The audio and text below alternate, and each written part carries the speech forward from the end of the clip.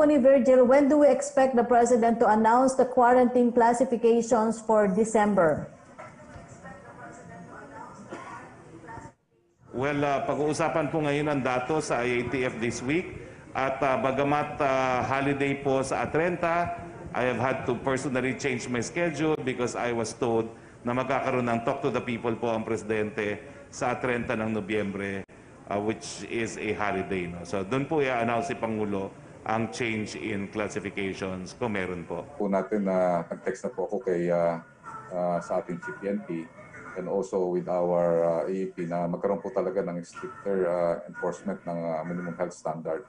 At the same time, ugnayan po natin ang mga LGU, ang ating IMMDA GM, ang General Manager, si Jojo Garcia, na yun po ang inano po natin na talagang panatiliin po natin talaga na talagang maingat ang ating mga kababayan. And then also, we are also communicating with the DTI na magkaroon po ng regular inspection para at least yung minimum health standard sa mga dine-in at saka sa mga restaurants ay patuloy po na mapatupad. Lalo na po ngayon na talagang may mga sales at saka mga tatawag na Boxers Day ay magkakaroon po ng talagang pagdagsa ng mga tao dito sa mga malls. So yun po, pinapaalalahan po namin ang mga mall owners na magkaroon po talaga ng stricter implementation through their tinatawag nating mga marshals.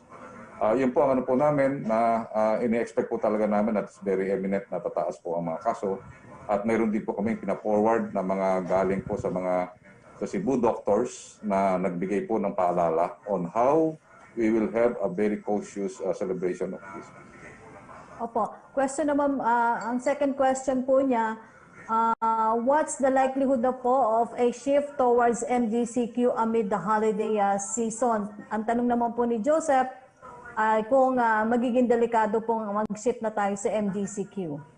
Nakita po natin na even yung Davao City, nagpaalala po si Mayor Sara na ang Davao City magiging GCQ this holiday season. At the same time, nag-uusap-usap po kami ng mga mayor, talagang very cautious po sila na magkaroon po ng MGCQ dito sa Manila. So ang recommendation po nila ay just in case magkaroon man ng easing ng restriction, ay maybe next year after the holidays. So yun po ang inano po namin, pinapaalala po namin na even though yung iba naka-MGCQ, we are calling to the attention of the LGUs through our Secretary Anyo.